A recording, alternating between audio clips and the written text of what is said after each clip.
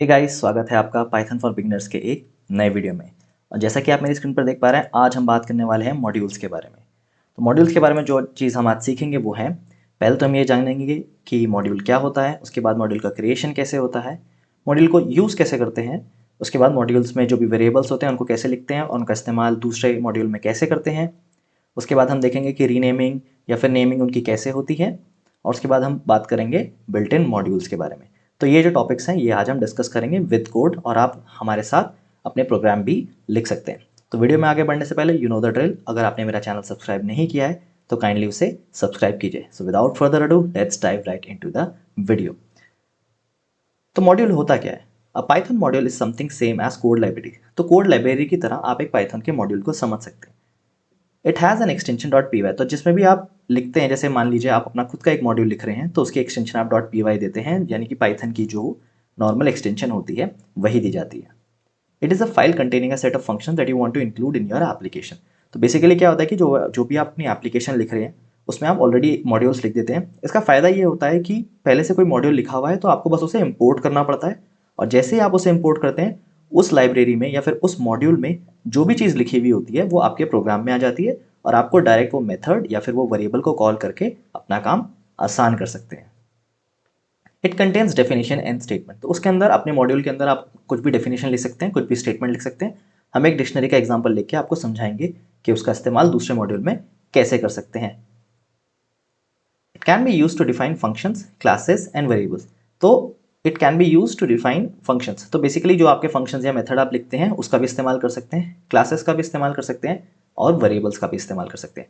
तो इन सब का इस्तेमाल करके हम आज एक मॉड्यूल बनाएंगे और उनको किसी प्रोग्राम में यूज़ करेंगे। चलिए बढ़ते हैं हम अपने डेमो की तरफ। तो डेमो में हमारे पास क्या है, हमने विजुअल स्टूडियो खोल लिया है अपना, और यहाँ पे हमने कुछ 7-8 फाइलें लिखी हुई हैं जो प्रोग्राम्स हैं मेरे पाइथन के ऊपर, और हम इसके थ्रू समझेंगे कि मॉड्यूल्स कैसे लिखे जाते हैं, वेरिएबल्स कैसे इस्तेमाल किया जाता है। तो let's dive right into it. Okay, तो सबसे पहले आपको डिफाइन करना पड़ता है कि वैर मॉड्यूल क्या है। तो मैंने यहाँ पे एक वैर मॉड्यूल डिफाइन करा हुआ है, और यहाँ पर मैंने एक बेसिक फर्स्ट मॉड्यूल डिफाइन करा हुआ है। आप यहाँ से स्टार्ट कीजिए फर्स्ट मॉड्यूल से। ठीक है, तो मैंने इसमें नंबर का इस्तेमाल इसलिए नहीं करा है, जैसे कि आपने देखा होगा प्रीवियसली मैंने 01 डॉट करके लिखा था, क्योंकि जब आपको मॉड्यूल को इंपोर्ट करना पड़ता है तो आप डॉट का इस्तेमाल करेंगे तो इसमें इश्यूज आ सकते हैं, इसलिए मैंने सीधा नाम दिया हुआ है यहाँ पे। तो नाम देने के चक्कर में मैंने सिर्फ यहाँ पे पहला फर्स्ट मॉड्यूल लिखा है। ठीक है, अब मैंने यहाँ डिफाइन करा है। अब आप यहाँ पे देखिए कि यहाँ पे 7-8 फाइलें ही हैं, उसके अलावा यहाँ पे कोई कैश नहीं है। लेकिन क्या होता है, जब आप मॉड्यूल को रन कराते हैं तो कैश बन जाती है, तो दैट इज़ नॉर्मल। तो मतलब ऐसा मत सोचिएगा कि कुछ वायरस वायरस आ गया, ऐसा कुछ नहीं है, वो जब कैश बन जाती है यहाँ पे। ठीक है, तो अभी मैं इस प्रोग्राम को चलाऊंगा तो इस प्रोग्राम में कुछ भी असर नहीं होगा। तो हम एक चला के देख लेते हैं, सिर्फ फर्स्ट मॉड्यूल FIRST। आपने देखा यहाँ पे कुछ भी असर नहीं हुआ, क्योंकि सर मैं यहाँ पे कुछ करा भी नहीं रहा हूँ। ठीक है, लेकिन मैं इस मॉड्यूल का इस्तेमाल करूंगा कहीं और अपने दूसरे प्रोग्राम में, जिसका नाम है यूज़ फर्स्ट मॉड्यूल। तो देखिए मैंने फर्स्ट मॉड्यूल को इंपोर्ट करे। यहाँ पे इंपोर्ट जो है इसका ध्यान रखिएगा, इंपोर्ट किया मैंने अपने फर्स्ट मॉड्यूल को यहाँ पे। तो जैसे ही मैंने इंपोर्ट किया उसके अंदर जो मेथड लिखा था वो आ गया मेरे पास। तो जैसे ही मैंने फर्स्ट मॉड्यूल मतलब अपने मॉड्यूल के नाम से हेलो किया, तो से हेलो का कॉल कहाँ जाएगा, हमारा फर्स्ट मॉड्यूल के पास जाएगा, क्योंकि ऑलरेडी वो मेरे प्रोग्राम में आ चुका है। तो यहाँ से वो इस्तेमाल है, मुझे लिखने की ज़रूरत नहीं हुई। तो इसी तरीके से आप अपने मॉड्यूल में 1000 या कितने भी फंक्शंस लिख सकते हैं, उस मॉड्यूल को कराइए, और आपको अपने प्रोग्राम में मॉड्यूल लिखने की ज़रूरत नहीं। अगर आपने कोई हायर लेवल लैंग्वेज पढ़ी होगी, जावा सॉर्ट ऑफ, तो उसमें आपको पैकेजेस का कॉन्सेप्ट पता होगा। ये कुछ वैसा ही समझ लीजिए इसको। एनीवे, हम अपने यूज़ फर्स्ट मॉड्यूल पर चलते हैं और इसे चलाते हैं, तो देखते हैं क्या रिजल्ट आता है। तो सबसे पहले क्या लिखूंगा मैं, यूज़ फर्स्ट मॉड्यूल, और आपने देखा यहाँ पे हेलो लॉजिक ऑप्स लैब लिखा हुआ आ गया। ठीक है, and that's how it works guys. Very basic example, मेरा जो से हेलो फंक्शन था वो वहाँ से उठ के यहाँ पर आ गया। अब हम देखते हैं कि वेरिएबल कैसे डिफाइन करते हैं। तो मैं पहले वैर मॉड्यूल में चला जाता हूँ। मैंने वैर मॉड्यूल में कंपनी नाम से एक डिक्शनरी लिखी हुई है जिसके अंदर 4 वैल्यूज़ है। ठीक है, नेम, उसके साथ लॉजिक ऑप्स ऐप, फाउंडेड इतना, कंट्री इंडिया, सब्सक्राइबर 588।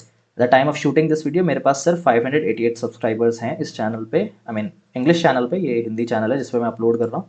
तो इसका मतलब ये है आपको इसे जल्द से जल्द सब्सक्राइब करना है, लाइक कीजिए, शेयर कीजिए, और आप इसे आगे बढ़ाइए इस चैनल को, और कभी यहाँ पर 1000 या 10,000 ऐसे भी सब्सक्राइबर होंगे। एनीवे, हम इसे चला के देखते हैं। तो अभी मैंने सिर्फ वैर मॉड्यूल यहाँ पे डिफाइन किया हुआ है। अभी मैं इसे चला के देखूंगा, तो कैसे चलाऊंगा, यूज़ वैर मॉड्यूल में जाऊंगा। तो मैंने यहाँ क्या किया है, वैर मॉड्यूल को इंपोर्ट किया है। ठीक है, इसका नाम आप बड़ा छोटा भी कर सकते हैं, वो आपका चॉइस है, बट जो एक्चुअल में कन्वेंशन होता है उसमें आप इसे छोटा ही रखेंगे तो बेहतर रहेगा। ठीक है, अब मैं इस डिक्शनरी को एक्सेस करूंगा। तो मैंने यहाँ पे अपने मॉड्यूल का नाम लिखा हुआ है वैर मॉड्यूल, तो वैर मॉड्यूल का नाम लिखा, उसके बाद मैंने डॉट कंपनी पे कॉल मारा तो डॉट कंपनी जो था मेरी डिक्शनरी ऑलरेडी डिफाइंड थी। कहाँ पर डिफाइंड थी वो आपको पिछले प्रोग्राम में पता लग जाएगा, यहाँ पर। तो जैसे ये इंपोर्ट हुआ ये सारी वैल्यूज उठ के कहाँ आ गई, मेरे इस वाले प्रोग्राम पे आ गई। तो अब अगर मैं यूज़ वार मॉड्यूल पे जाऊँ और सब्सक्राइबर प्रिंट कराऊँ तो मेरे सब्सक्राइबर प्रिंट हो जाएंगे। Okay, let me just clean this. उसके बाद मेरे प्रोग्राम का नाम है यूज़ वार मॉड्यूल, एंटर, और आपने देखा यहाँ पे 588 सब्सक्राइबर आ गया है। ये मेरे इंग्लिश चैनल के सब्सक्राइबर हैं, हिंदी पे तो शायद अभी 302 ही हैं। एनीवे, ठीक है। तो या आई होप आपको ये चीज़ समझ में आ गई। पर अभी क्या है कि मान लीजिए मेरे मॉड्यूल का नाम बहुत बड़ा है, ठीक है, और मैं परेशान हूँ कि नहीं मैं इतना नहीं कर सकता, तो मैं इसे छोटा भी कर सकता हूँ। तो इस कॉन्सेप्ट को कहते हैं रीनेमिंग। तो मैं चलता हूँ अपने प्रोग्राम पे, सेम प्रोग्राम है बट मैंने क्या लिखा, इम्पोर्ट वार मॉड्यूल एज वी एम। तो अब मुझे हर जगह वार मॉड्यूल लिखने की ज़रूरत नहीं है। मुझे क्या करना पड़ेगा, बस वी एम लिखना पड़ेगा, और मैं वी एम का इस्तेमाल करके अपनी डिक्शनरी को कॉल कराऊंगा। और उसके बाद मैंने यहाँ पे नेम लिखा है तो ये मेरा नेम प्रिंट कर देगा। तो नेम जो था वो क्या था मेरा, वापस चलते हैं अपने प्रोग्राम में। तो मेरा वार मॉड्यूल पे चलते हैं, नेम क्या था, लॉजिक ऑफ स्लैब था, तो वो लॉजिक ऑफ स्लैब यहाँ पे प्रिंट कर देगा। तो चलिए चला के देख लेते हैं इसे। Rename, perfect. मैं इसे थोड़ा ऐसे कर देता हूँ ताकि आपको दिख जाए बेटर तरीके से। हिट एंटर, और आप यहाँ पे देखेंगे कि लॉजिक ऑफ स्लैब जो है उसने यहाँ पे प्रिंट कर दिया। तो I hope you have understood it. Same चीज़ है, बस मैंने वार मॉड्यूल की जगह वीएम लिखा है क्योंकि मैं उसे इसी तरीके से इस्तेमाल करना चाहता हूँ। मैं नहीं चाहता मेरा प्रोग्राम जो है वो बहुत बड़ा दिखे। तो आई होप आपको ये चीज़ समझ में आ गई। तो आगे बढ़ते हैं हम अपने इम्पोर्ट ऑल पे, ठीक है। नहीं, इंपोर्टिंग वाले कॉन्सेप्ट पे पढ़ते हैं। तो इंपोर्टिंग के लिए हम सबसे पहले चलेंगे अपने, हाँ, बिल्ट इन समझ लेते हैं सबसे पहले। बिल्ट इन समझने के लिए इसको थोड़ा इधर कर देता हूँ मैं। हाँ, तो देखिएगा, प्रोग्राम ध्यान से देखिएगा, मजा आने वाला है इसे सीखने में। मैं इसे पहले क्लीन कर देता हूँ ताकि आपको समझ में आए। और बिल्ट इन प्रोग्राम का नाम है मेरा बिल्ट इन। इसे टैप करता हूँ, अभी मैं एंटर हिट नहीं करूँगा। मैंने क्या करा है, प्लेटफॉर्म जो नाम से एक मॉड्यूल ऑलरेडी डिफाइंड है। बिल्ट इन का मतलब होता है जैसे ही आपने पाइथन इंस्टॉल करी अपने सिस्टम में, ऑलरेडी वो लाइब्रेरीज, वो मॉड्यूल्स, वो सब आ गया। तो ओएस मैंने यहाँ पे जस्ट एक वेरिएबल लिया प्लेटफॉर्म, उसके नाम से डॉट सिस्टम को कॉल कराया। डॉट सिस्टम जो है वो ऑलरेडी डिफाइंड कहाँ होगा, प्लेटफॉर्म में। ये मैं अभी तो नहीं दिखा सकता बट है।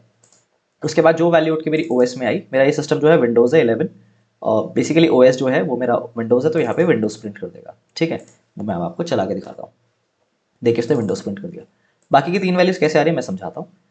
देखिए कई तरीके हैं अपने मॉड्यूल को इंपोर्ट करने के। पहला एक है कि अगर आप स्पेसिफिक फंक्शन या कुछ स्पेसिफिक फंक्शन कुछ एक्सप्लिसिटली आप कॉल करना चाहते हैं तो आप इंपोर्ट उसका नाम दे सकते हैं। तो फ्रॉम मैथ इंपोर्ट एसक्यूआरटी। तो एसक्यूआरटी क्या है, आपका स्क्वायर रूट फंक्शन है जो आपने मैथ मॉड्यूल से इंपोर्ट करा है। तो मैंने स्पेसिफिकली दिया, तो जब आपने उसे स्पेसिफिकली दिया है तो आपको वहाँ पे मैथ डॉट एसक्यूआरटी लिखने की जरूरत नहीं है।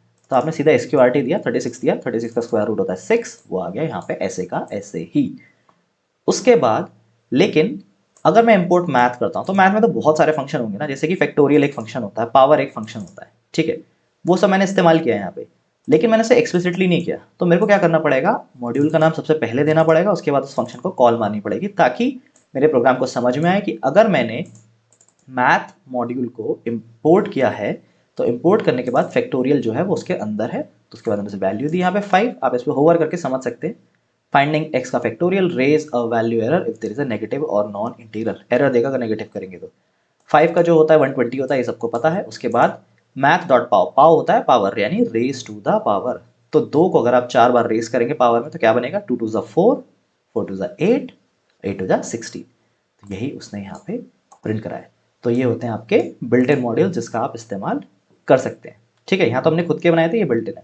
और बढ़ते हैं हम आज के लास्ट टॉपिक पे जिसका नाम है इम्पोर्ट ऑल। मतलब आप चाहते हैं कि मुझे एक्सप्लिसिटली कुछ नहीं करना, मैं सारे ही इंपोर्ट करना चाह रहा हूँ। मतलब एक्सप्लिसिटली जैसे मैंने पिछले बार में आपने देखा था स्क्वायर रूट किया था, फिर मैंने फैक्टोरियल के लिए मैथ डॉट फैक्टोरियल लिया था। मुझे ये सब नहीं करना है, मेरे को अपना टाइम वेस्ट नहीं करना। तो मैं क्या करूँगा, फ्रॉम मैथ, मैथ में जितने इंपोर्ट ऑल। तो बेसिकली जो एस्ट्रिक्स होता है ना वो ऑल है, जितने भी मेथड्स या फंक्शन या वेरिएबल्स या जो भी स्टेटमेंट्स उसके अंदर डिफाइंड है सब आ जाएंगे। तो जैसे आपने वो किया, आपको सब लिखने की जरूरत नहीं है। प्रिंट एसक्यूआरटी सेम चीज़ है। मैं इसे CLS कर देता हूँ यहाँ पे, एक बार इसे रन कराता हूँ, इम्पोर्ट ऑल, हिट एंटर, और आपने देखा कि उसने स्क्वायर रूट प्रिंट करा 6। सेम फैक्टोरियल के लिए 120, 5 रेज़ टू पावर 3, 125, ये उसने प्रिंट कर दिया यहाँ पे, ठीक है। अब यहाँ पे थोड़ा डिफरेंट है, मैंने इंपोर्ट टाइम लिया। टाइम भी एक मॉड्यूल है हमारा। ASC टाइम होता है उसके अंदर। ASC टाइम जो होता है वो क्या होता है, उसका एक ऑब्जेक्ट क्रिएट होगा और वो जो आपको स्ट्रिंग में कन्वर्ट करके दे देगा जो भी आपका लोकल टाइम है। तो लोकल टाइम अभी क्या हो रहा है, 3:12 हो रहे हैं अभी दोपहर के 8 दिसंबर को। और इसमें उसने इंस्टॉल किया उसे, और इंस्टॉल नॉट इंस्टॉल नहीं, रिटर्न किया यहाँ पे और आपने वही चीज़ यहाँ पे प्रिंट करा दी, तो ये चीज़ प्रिंट हो गई। इंटरेस्टिंग चीज़ है हमारा ग्रीनविच मीन टाइम। तो लेट्स सी ये कैसे काम करता है। तो आप अपना कोई भी ब्राउजर खोल लीजिए, फेवरेट ब्राउजर, उसमें आप टाइप कीजिए ग्रीनविच मीन टाइम। तो जैसे आपने ग्रीनविच मीन टाइम टाइप करा यहाँ पे, तो क्या लिखा हुआ है 9:43 AM। लेट अस अंडरस्टैंड कि ये कैसे आया। मैं इसे CLS करता हूँ। तो आपने देखा यहाँ पे टाइम स्ट्रक्चर जो आया मेरे पास, ईयर 2021 है, करंट चल रहा है, TM12, महीना कौन सा है मेरा, 12वां महीना है, ठीक है। महीने का कौन सा दिन है, ये 8 है, यानी मेरी डेट क्या है आज, 8 दिसंबर, तो यहाँ पे 8 आया। उसके बाद TM आवर्स जो है 9 आवर्स है, यानी 9 घंटे, सुबह के 9 बज रहे हैं। उसके बाद यहाँ पे टाइम 43 मिनट्स जो है मेरे यहाँ पे, सेकेंड्स 38 हुए, यानी अगर मैं इसे अब रिफ्रेश करूँ तो ये 44 हो जाएगा, परफेक्ट। और मैं इसे यहाँ पे रन करूँ तो यहाँ पर भी 44 हो गया, सेकेंड्स 9, और जो है वीकडे का कौन सा दिन है वो दिखा रहा है ये मतलब, और ये अभी साल में जैसे 365 डेज होते हैं, तो अभी कौन सा चल रहा है, आई थिंक करंट ये वही है। तो यही चीज़ होती है। तो बाकी अगर इसमें कुछ भी मिसअप होगा तो आप देख लीजिएगा, मेरे हिसाब से मैंने जो बताया है वो सही ही है। और आई होप आपको ये चीज़ें समझ में आई होंगी। अब आपने यहाँ पे देखा कि पाया कैश बन गई है यहाँ पे, क्योंकि मैं मॉड्यूल्स का इस्तेमाल कर रहा हूँ और मेरे सिस्टम को पता होना चाहिए कि चीज़ें कैसे काम कर रही हैं, ठीक है।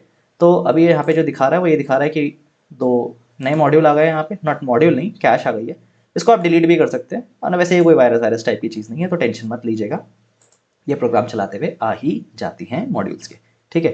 तो आई होप आपको ये चीज़ें समझ में आएंगी गाइस। कोई भी अगर इशू है feel free to comment below और हम उसे एड्रेस करेंगे। सो थैंक्स गाइस, और मैं मिलता हूँ आपसे अगले वीडियो में।